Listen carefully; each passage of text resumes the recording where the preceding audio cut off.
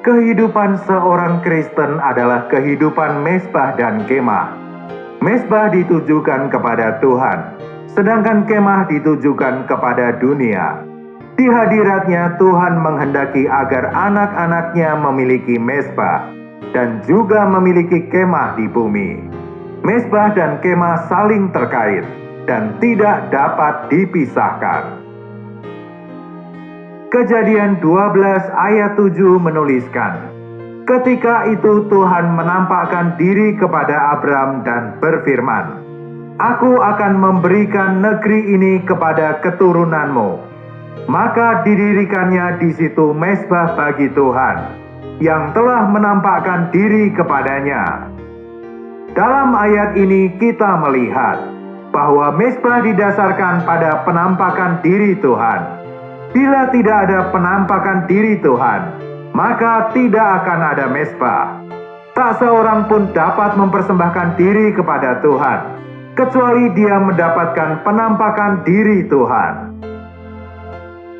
Konsekrasi atau mempersembahkan diri tidak berasal dari saran atau desakan manusia, melainkan dari wahyu Tuhan.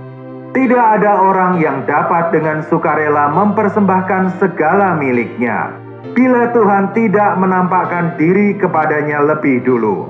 Ketika manusia berjumpa Tuhan, secara spontan konsekrasi akan terjadi dalam hidupnya.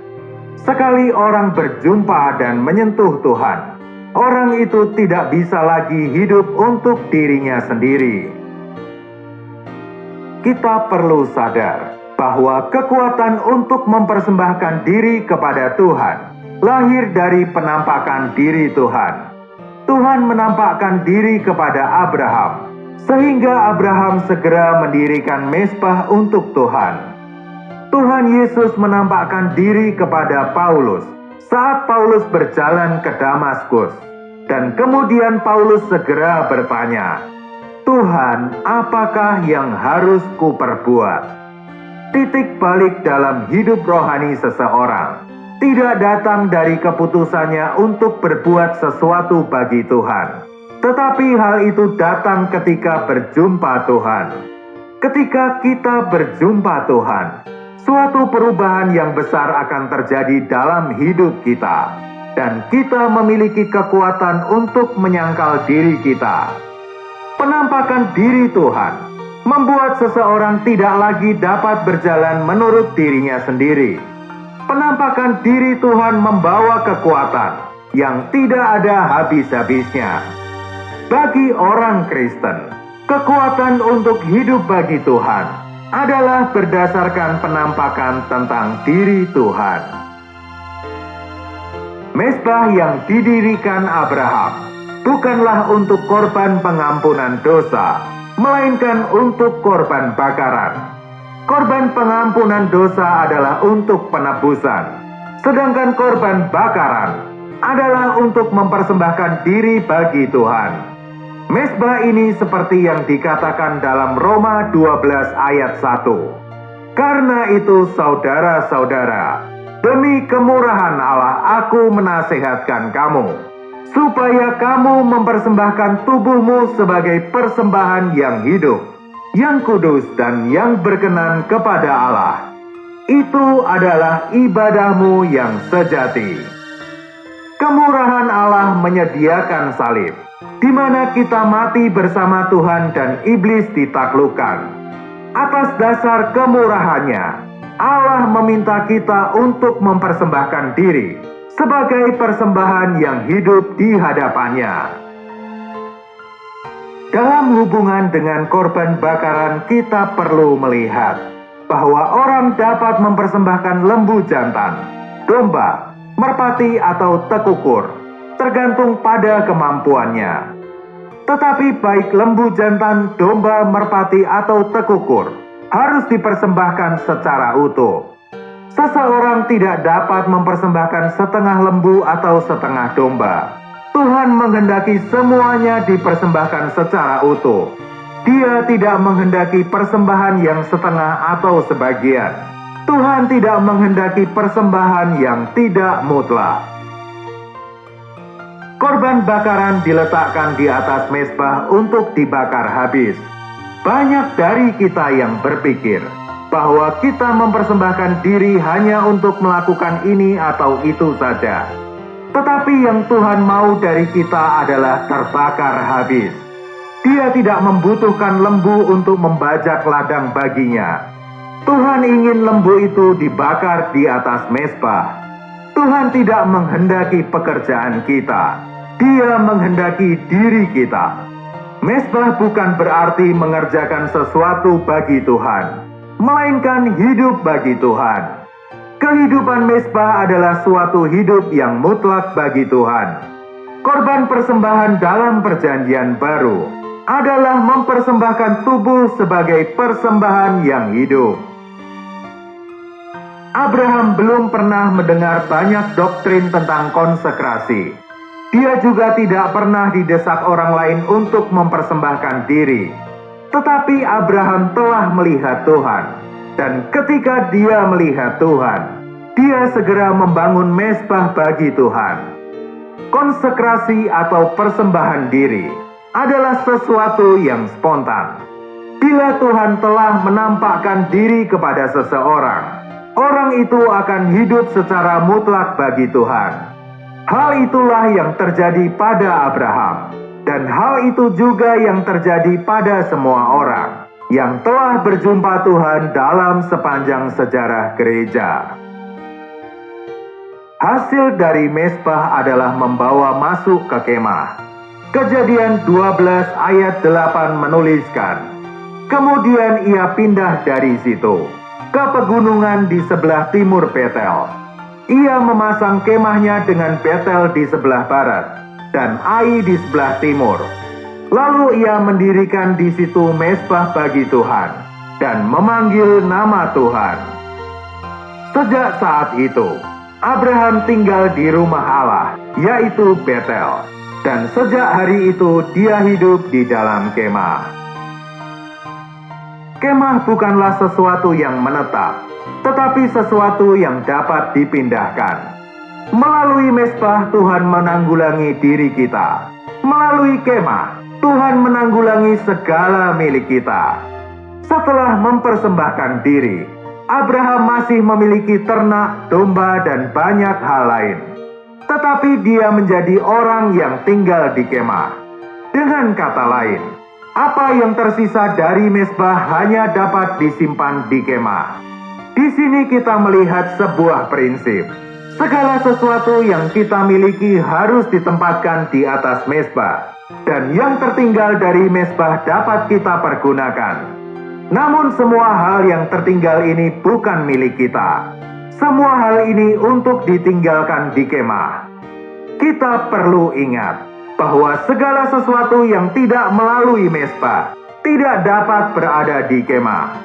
Ketika kita mempersembahkan beberapa hal kepada Tuhan, mungkin ada barang yang Tuhan sisakan untuk kita pakai. Barang-barang itu hanya dapat kita simpan di dalam kemah. Hidup Abraham adalah kehidupan mezbah. Ada satu hari di mana ketika anak tunggalnya harus dipersembahkan, tetapi Tuhan tidak mengambil Ishak. Apa yang kita letakkan di mezbah diterima oleh Tuhan. Dia tidak mau kita hidup bagi diri kita sendiri, untuk kesenangan kita, atau berdasarkan kekuatan kita sendiri. Mezbah menuntut segala sesuatu kita. Namun apa yang kita letakkan di atas mezbah, belum tentu semuanya dibakar habis oleh Tuhan. Banyak hal yang seperti Ishak, yang telah diletakkan di atas mezbah, namun Allah memberikan kembali kepada kita. Tetapi hal yang kembali ke tangan kita tidak lagi dapat dipandang sebagai milik kita. Mereka hanya dapat disimpan di dalam kemah. Beberapa orang mungkin bertanya, bila aku memberikan segalaku untuk Tuhan, apakah aku harus menjual segala yang kumiliki dan memberikan semua uangku?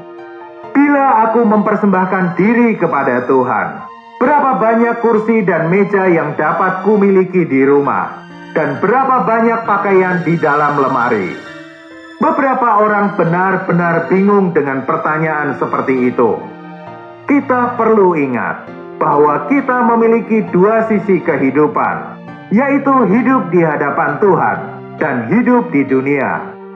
Dalam hidup kita di hadapan Tuhan, semua benar-benar harus ada di atas mezbah, tetapi kita masih membutuhkan banyak hal untuk hidup di dunia. Kita harus mempersembahkan segala kita kepada Tuhan. Tetapi bila Tuhan mengatakan bahwa kita boleh meninggalkan beberapa hal, kita pun dapat meninggalkannya. Namun demikian, kita tetap harus menerapkan prinsip kemah untuk hal-hal yang Tuhan kembalikan kepada kita. Karena hal-hal itu diberikan kepada kita untuk memenuhi keperluan kita. Bila kita tidak memerlukan, kita harus mengesampingkannya. Kita dapat menggunakannya, tetapi kita tidak boleh tersentuh dengan hal-hal itu. Kita harus dapat melepaskan barang-barang itu. Inilah kehidupan kemah. Dalam Kejadian 12 ayat 8 juga dituliskan bahwa Abraham kembali mendirikan mezbah. Mezbah mengantar kepada kemah, dan kemudian kemah memimpin kembali kepada mezbah. Setelah mezbah, semua barang bukan lagi milik kita. Barang yang tersisa setelah mezbah harus diletakkan di dalam kemah. Tidak ada lagi hal yang dapat menguasai diri kita, sehingga kita dapat berkata kepada Tuhan, "Padaku tidak ada satu hal pun yang kutahan dari Engkau, Tuhan." Dengan jalan ini, kemah memimpin kita kembali ke mezbah. Bila sesuatu yang dikembalikan Tuhan menjadi berakar, sehingga kita menjadi terikat dan tidak dapat menyingkirkannya lagi, tidak akan ada mezbah yang kedua. Saat kita mempersembahkan diri di atas mezbah, Dia meninggalkan beberapa hal untuk kita pakai. Tetapi kita tidak dapat memilih apa saja yang kita letakkan di dalam kemah, dan apa yang akan kita letakkan kembali ke mezbah. Apapun yang Tuhan tinggalkan untuk kita pakai, kita dapat meletakkannya di dalam kemah. Tetapi kita masih harus menanyakan kepada Tuhan tentang barang-barang yang ada di dalam kemah. Kita perlu menanyakan kepada Tuhan tentang setiap hal sebelum kita meletakkannya di dalam kemah. Sesuatu yang diletakkan di kemah dapat naik kembali ke mezbah sewaktu-waktu. Bila sewaktu-waktu Tuhan mengatakan, "Kamu tidak memerlukan hal ini," kita harus segera melepaskannya. Bila hati kita melekat pada perkara itu dan berkata, "Ini milikku," maka di dalam hati kita telah meninggalkan mezbah, dan kita tidak lagi dipersembahkan kepada Tuhan, sehingga kita tidak dapat kembali ke mezbah dan mengatakan bahwa hidup kita bagi Tuhan. Tuhan berkehendak agar segala sesuatu yang kita miliki kita letakkan di atas mezbah, dan meletakkan apa yang telah Dia tinggalkan untuk kita di dalam tenda. Kita hanya dapat memiliki mezbah kedua saat semuanya ada di dalam kemah. Pengalaman mezbah kedua adalah pengalaman yang paling berharga. Mudah bagi kita untuk tergugah, menjadi bersemangat dan mempersembahkan diri. Tetapi 3 atau 5 tahun setelah itu, di mana kita kembali sudah mengumpulkan banyak hal dari dunia, kita sering merasa tidak mampu untuk meletakkan kembali ke mezbah. Permasalahannya bukanlah dengan harta milik kita. Masalahnya adalah bagaimana kita berdiri untuk mempersembahkan diri.